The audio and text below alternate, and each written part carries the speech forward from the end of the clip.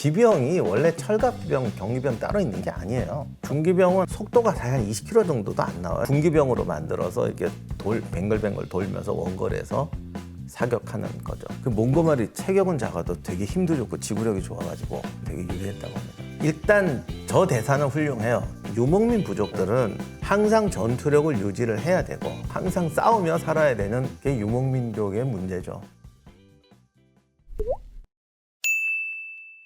드라마 고려 거란 전쟁 임용환 소장님과 함께 보기 계속 이어가겠습니다. 또 다음 영상 준비가 되어 있는데요. 함께 보면서 이야기 나눠보도록 하죠. 이번에 침략한 거란군은 정확히 얼마였는가? 행영 도병마사가 파악한 바로는 강민첨이죠. 6만이었습니다. 나중에 부원수가 되는. 아무튼 다행입니다. 다시 한번 적을 격퇴했으니 말입니다. 격퇴하는 걸로는 모자라네. 적을 완전히 전멸시켜서 거란에게 회복할 수 없는 타격을 주어야 하네. 그래야 다시는 이 고려를 넘보지 못할 걸세. 그게 가능하겠습니까? 우리 고려의 기병들이 조금만 더 강해진다면 가능한 일이네. 1만 정도의 철갑 기병대만 육성한다면 충분할 걸세. 우리도 거란만큼 빠른 기동성을 가진다면 적을 얼마든지 포위하여 섬멸할 수 있네. 이걸 보게. 이번에도 고려군과 거란군이 대치하고 있는 상황에서 정신용 장군이 적의 배후를 습격해서 대승을 가져왔네. 이럴 때 만약 대규모 기병부대가 있었다면 적의 퇴로까지 봉쇄해서 저들을 완전히 전멸시켰을 걸세. 하루빨리 철갑 기병을 육성해야 하네. 거란과의 싸움은 속도와의 싸움이네. 여기까지인데요. 혹시 그 드라마 고려 거란 전쟁은 하이라이트가 귀주대첩이잖아요. 강감찬과 이제 부하인 강민첨이 준비하는 모습인데 이 철갑 기병을 육성해야 된다 이런 얘기가 나오잖아요. 아마 그 김종현의 그 1만 기병을 얘기하는 것 같습니다. 네. 그러니까 철갑 기병이 원래는 고려가 없었는데 이 여요 전쟁을 하면서 육성을 했던 거는 맞습니까? 아니요, 그건 아니죠. 저 원래부터서? 때도 그런 뜻으로 말한 건 아니고 병력을 충분히 증강하자는 뜻이겠죠. 왜냐하면 고구려 때도 있었고 삼국시대부터 다 있으니까요. 그리고 기병이 원래 철갑기병, 경기병 따로 있는 게 아니에요. 그러니까 상황에 따라서 무장을 약하게 할 수도 있고 예. 이제 무겁게 할 수도 있고 예. 다만 이제 모든 말이 중기병, 경기병 말이 되는 건 아닌데 예. 기본적으로 전투에 참가하는 말은 말도 마찬가지예요. 방탄조끼 입고 전투하러 갈 수도 있고 벗고 갈 수도 있고 예. 그리고 지난번에도 기병 한번 얘기했을 때 그때 당시에는 그 거라는 군기병들이 많았다고 대부분 기병들이 네, 거란이 중기병이 없는 게 아니고 예. 경기병들을 더 많이 활용하는 전술을 쓴다는 거죠. 경기병은 주로 활을 쓰고 중기병은 그러면 창 같은 걸 씁니까? 중기병은 아무래도 활보다는 활도 가지고는 있지만 네. 속도가 한 20km 정도도 안 나와요, 시속이. 중기병이요? 5km, 예, 아 무거우니까. 그리고 경우에 따라서는 그것도 이제 얼마나 많이 껴입느냐의 또 차이예요. 또 말에게도 갑옷을 입히죠. 네, 그래서 아주 많이 껴입으면 뭐 3필씩도 껴입는다고요. 그러면 뭐 한 5km밖에 속도 안 나오는 거죠. 이건 그냥 가는 거고. 그러니까 사실은 전투라는 게 우리가 생각하는 것처럼 뭐 경기병은 이렇게, 중기병은 이렇게 아니고 굉장히 그 안에 디테일이 많습니다. 그러니까 사람들이 너무 게임을 많이 해서 그래요. 그게 부대가 막 가고 하니까. 요즘은 게임도 어렵던데. 네. 그러면 이제 중기병은 그런 이제 철갑을 메고 한 20km 물론 아주 빠른 속도는 아니지만 그 속도를 가지고 쭉 밀고 들어가는 역할을 전장에서 했던 거네요.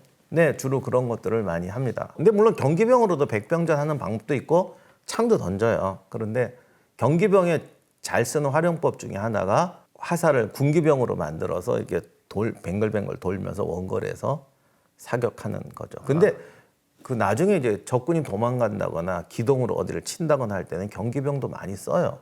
그러니까 상대방이 어떤 그 대형을 갖추고 있으니까 경기병이 좀 돌아다니면서 활도 쏘고 그러면서 어디가 약한지를 네. 살펴보고 그런 역할을 하는군요. 네, 그리고 기습적으로 치거나 적을 섬멸할 때 백병 정도 많이 합니다. 창도 많이 던지고. 그리고 경기병, 중기병 있는 게 아니라 상황에 따라서 갑옷도 얼마든지 이게 갑옷이라는 게 원래 여러 조각을 입히는 거니까 어떤 전투 경험과 상황에 따라서 얼마든지 세팅할 수가 있어요. 기병의 핵심은 말이잖아요. 그래서 이 말을 어떻게 뭐 보급하고 말을 어떻게 훈련시켰냐도 굉장히 좀 중요했을 것 같은데 어떻게 좀 육성을 하고 그렇게 기병들의 말들을 키웠습니까? 그거는 거의 뭐 저기 노하우를 안 가르치 가전 비법처럼 돼 있어가지고 아무도 모릅니다, 진짜. 그 나라 입장에서도 굉장한 그 군사 기밀 아니었을까요? 그렇죠. 그래서 조선 시대는 이제 국영 목장 같은 걸 만드는데 고려 때도 뭐 그런 것도 있고 예. 서양으로 치면 기사 이런 사람들은 말 타고 싸워야지 걸어 싸운다는 건 이미 한 단계 다 내려가는 거잖아요. 유럽 중세도 마찬가지지만 기사가 되려면 정말 한참 훈련해야 되고 자기 투자비도 많이 들어갑니다. 예. 그래서 조선 시대도 꼭 국가에서 말을 주기 전에 그리고 뽑아서 훈련시키는 게 아니라 갑사라든가 별시라든가 이런 시험 봐서 뽑는 상급 병종이 있거든요. 그런 사람은 자기가 말과 활을 가지고 와야 돼요. 그러니까 이미 그 사람이 전투말을 자기가 다 키워야 돼요. 같이 말하고 훈련하면서. 그럼 기병이 되려면 어느 정도 자기 집도 좀 살았어야겠네요. 당연하죠. 생각보다 많이 들어요.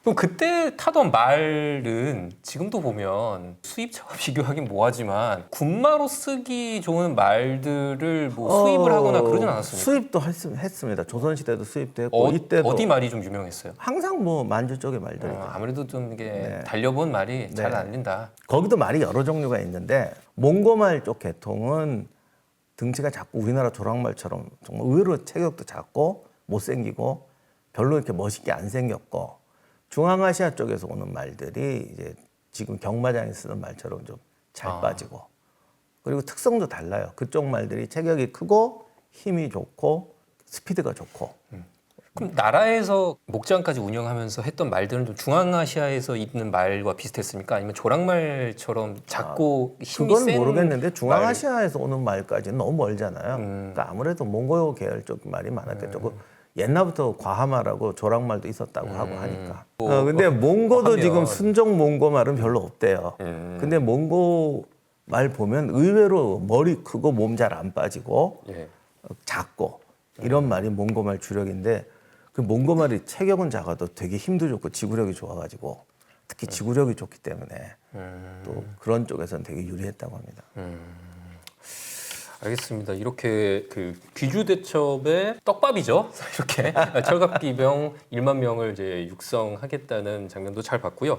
그 영상 하나만 더 보겠습니다. 거란 당시 이제 2차 침이 끝나고 거란은 무엇을 하고 있었을까? 거란의 상황은 어땠을까? 좀 보여주는 장면인데요. 좀 거란 성종과 그 소배합이 또 함께 나옵니다. 실패했구려. 벌써 3번이나 공격했는데도 고려를 정복하지 못했구려. 송구하옵니다. 경의 잘못이 아니오. 경이 출전하지도 않았는데 어찌 경의 잘못이오. 이번엔 군사들이 너무 적었소. 고려를 어서 정복해야 하오. 그 자들을 정복해야 송을 칠 수가 있어. 우린 늘 벌판을 달려야만 살아남을 수 있는 사람들이오. 새로운 땅을 정복하고 새로운 백성들을 받아들여야만 번영을 할 수 있는 나라요. 다시 공격을 준비하시오. 폐하, 석 달 안에 고려를 다시 공격하시오. 그 자들은 우리가 이렇게 빨리 재침할 거라는 건 생각지도 못할 거야. 그들의 허를 찔러 승리를 가져오시오. 말을 멈추지 마시오. 우린 멈추는 순간 쓰러지는 사람들이오. 예, 이렇게 소배합에게 그 한 번 더 공격해라 고려를 이렇게 지시하는 장면인데 이런 거 보면 참 이렇게 상사가 힘든 지시 내리면 부하 입장에서는 참 이게 뭐 싫다고 할 수도 없고 참 힘들겠어요. 그러니까 지난번에 그 소배합이 그 개경 직공을 선택할 수밖에 없었던 배경에 대해서도 잘 설명을 해주셨는데 결과적으로 이제 저기 그 대사 속에서 나오지만 어쨌거나 거란은 송을 이제 쳐야 되는 게 지상 과제이기 때문에 여기 고려를 어떻게든 좀 제압을 하고 가야 되는 상황이었지 않습니까? 그래서 결과적으로 이제 귀주대첩의 배경이 되는 이제 3차 정벌이 왜 이루어졌는지를 좀 설명하는 장면인데 저는 요 그 성종의 대사 중에 뭐 그 궁금했던 게 우리 그 거란은 항상 정복을 해야 하는 나라다. 그래야만 우리가 좀 살 수 있는 국가다 이런 표현을 쓰잖아요. 이 유목민족 거라는 실제로 그렇게 어떤 계속 정복을 해야만 그 이제 정벌을 해야만 할 수 있는 나라였는지 궁금하더라고요. 이걸 일종의 뭐 거란의 약탈 경제로 표현하는 경우도 있는데 실제로는 어땠습니까? 저는 약탈 경제라는 표현은 좋아하지 않는데 일단 저 대사는 훌륭해요. 자전거처럼 싸우지 않으면 무너진다. 이게 왜냐면 유목민 부족들은 항상 전투력을 유지를 해야 되고 예. 그리고 전쟁이 아니라 사실 약탈하러 가는 거잖아요. 네. 그렇게 돼서 인구도 충원하고 뭐 물자도 가져오고 하는 이 메커니즘 속에 살거든요. 그러니까 아무래도 기후나 환경 탓이 그렇죠. 큰 거죠. 네. 그 뭐 정착해서 농사로 이렇게 뭐 경제를 일으키기가 어려우니까. 그렇습니다. 그렇고 어쨌든 인구 대비 땅이 넓기 때문에 항상 이 어디선가 치고 들어오거나 정착하려고 하거나 이런 구조가 있어요. 그러니까 항상 얘들이 전투력을 갖추고 있어야 되고 뭔가 안조해서 늘어지게 되면 힘이 약해지거든요. 그러면 누가 또 치러 들어오거든요. 그래서 항상 싸우며 살아야 되는 게 유목민족의 문제죠. 참 중국 역사에서 이런 유목민족을 빼놓고 얘기할 수가 없잖아요. 늘 어떤 유목민족과 싸움이었고 만리장성이라는 것 자체도 결국 유목민족 막으려고 했던 거잖아요. 근데 유목민족 입장에서도 참 자기네들이 살려면 이렇게 침략을 해야만 했으니까 참 뭐 고민이 많았겠어요.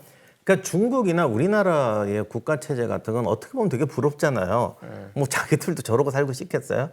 그런데 그렇게 되려면 농경 지역이어야 돼요. 그리고 농사 밀도도 되게 높아야 됩니다. 그러니까 중세 유럽은 장원제, 봉건제로 가고 우리나라는 뭐 이렇게 행정력이 높다는 건 주로 쌀 생산 지역들, 되게 지금 인구 밀도가 높은 지역들, 생산력도 높고 이런 데서나 이런 게 가능해진다. 이런 해석도 있습니다. 예를 들면 밀만 해도 그 단위 면적 생산고가 굉장히 떨어지거든요. 그에 대해 여러 가지 요인이 있는데 아무튼 그런 행정력을 갖추고 국가를 유지하려면은 자연이 허락해 줘야 되는 거예요. 근데 저쪽은 그렇게 살 수 있는 자연이 아니니까 저렇게 살아야 되는 거고 기술이 발달할 수도 없고. 국가가 저렇게 되는 거고. 근데 유목민족 군사력은 되게 강한 것으로 항상 비춰지잖아요. 그게 뭐 드라마 속에서 잠깐씩 이제 그 묘사가 되지만 전투가 곧 생활이다 뭐 그런 표현도 나오거든요. 그러니까 유목민족의 군대가 강하다는 건 이건 정말 중국 역사를 통해서도 증명이 되는 건데 전투에서는 강해요. 그런데 그걸 유지할... 정복을 하자니 인구가 좀 부족하고 원나라나 청나라처럼 정복에 성공하면 농경민족이 돼야 된단 말이에요. 이제 그 순간 유목민족은 사라지는 거죠. 유목민족의 전투력도 사라지는 거예요. 그러니까 얘들도 그게 늘 딜레마예요. 아니, 서양도 보면 그 노르만 그 바이킹들이 굉장히 이제 호전적이고 잘 싸우는데 프랑스 쪽에 항상 그 정착하고 싶어 하잖아요. 그런 것과 좀 비슷하다고도 볼 수 있습니까? 바이킹도 갑자기 사라지잖아요. 바이킹도 그러니까 노르웨이의 민족이 사라진 게 아니고 바이킹이 갑자기 사라지는 게 정착해서 돈 벌고 상인되고 정착하니까 그냥 우리가 할 땐 해적 바이킹은 그냥 순식간에 없어져요. 동양의 거란, 여진이 있었다면 유럽에는 바이킹?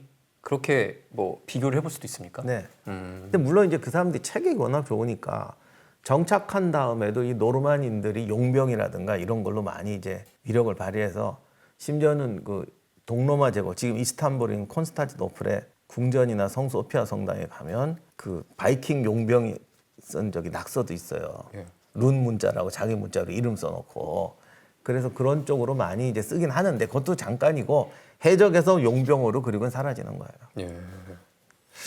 근데 우리가 사극에서 보면 이 거란 사실 요나라죠. 그리고 요나라가 생각보다 중국의 왕조들을 봐도 그 존속한 기간이 꽤 길더라고요. 지금 거란 황제도 6대 황제잖아요. 기존 사극에서는 마치 이제 거란을 변발하고 막 오랑캐고 무식하고 이렇게 많이 묘사가 되는 경우가 많은데 실제로는 또 문명국가 아니었을까라는 생각이 드는데 어떻습니까?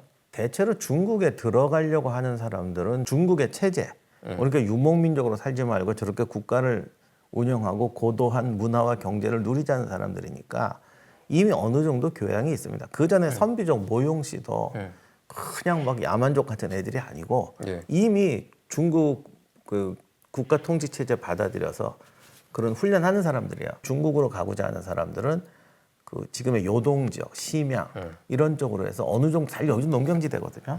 그러니까 막상 가보시면 베이징이나 뭐 심양이나 별 차이 없어요. 아, 심양이 요 나라 수도였어요? 그쪽을 거점으로 하죠. 주로. 그래서 그쪽에서 이미 통치 체제도 훈련하고 관료도 키우고 그렇게 하다가 이제 중국으로 들어갑니다. 대부분 그렇더라고요.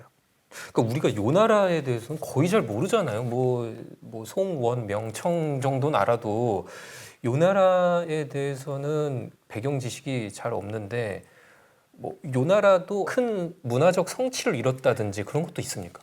근데 이제 그건 우리 탓이 아니고 거란이나 뭐 금나라 같은 건 원래 기록들이 부족합니다. 그러니까 중국의 어떤 체제를 배워서 들어가긴 했지만 아직 무르익은 상태는 아니니까. 그래서 들어가서 뭐 한족화하는 거죠. 국가 체제를 이제 만들려고 하는데 아무래도 그거를 제일 잘한 건 나중에 청나라고. 예. 요나라, 원나라, 금나라는 좀 한계가 있었군요. 네, 한계가 있었습니다. 근데 당시 뭐 유럽에서 뭐 중국을 부르는 아, 명칭이 네, 네. 키타이가 네, 키타이가 거기서 그게 왔다고. 거란에서 왔다면서요? 근데 그런 것도 가만히 보면 그들이 꼭 엄청난 고도한 문화를 해서가 아니고 원래 유목민들이 멀리 가잖아요. 그러다 보니까 그런 이제 접촉 때문에 그렇게 되는 것 같아요. 아, 어떤 당시 뭐 거란이 엄청 뭐 문화적인 융성을 이뤄서 그랬다기보다는 아무래도 유목민족의 특성상 아무튼 접촉했을 수가 있으니까 활동 범위가 넓어지니까 원나라도 그랬지만 이 거란족 같은 쪽은 이 약탈만 하는 게 아니라 사실은 장사하러도 많이 가요. 한 손에 칼, 한 손에 장부거든요. 그러니까 해적, 유목 이런 해적도 상인이었다가 해적이었다가 그래요. 그게 다 섞여 있습니다. 그러니까 아무래도 활동 범위가 넓어지게 되는 거죠. 국가도 좀 더 개방적이 되고. 알겠습니다. 거란의 내부 상황까지 이렇게 봤고요. 이제 귀주 대첩이 참 기대가 됩니다. 이제 드라마의 하이라이트인데 저희가 다음번 이제 임용환 소장님과 고려 거란 전쟁의 귀주 대첩 특집편으로 돌아오도록 하겠습니다. 아울러 여러분들의 좀 의견을 반영하려고 합니다. 임용환 박사님께 듣고 싶은 주제들 댓글로 남겨주시면 저희가 잘 살펴보고 검토해서 방송으로 준비하도록 하겠습니다. 구독과 좋아요, 알림 설정 부탁드리고요. 박사님, 오늘도 고생 많으셨습니다. 감사합니다. 고맙습니다. 시청해주셔서 고맙습니다.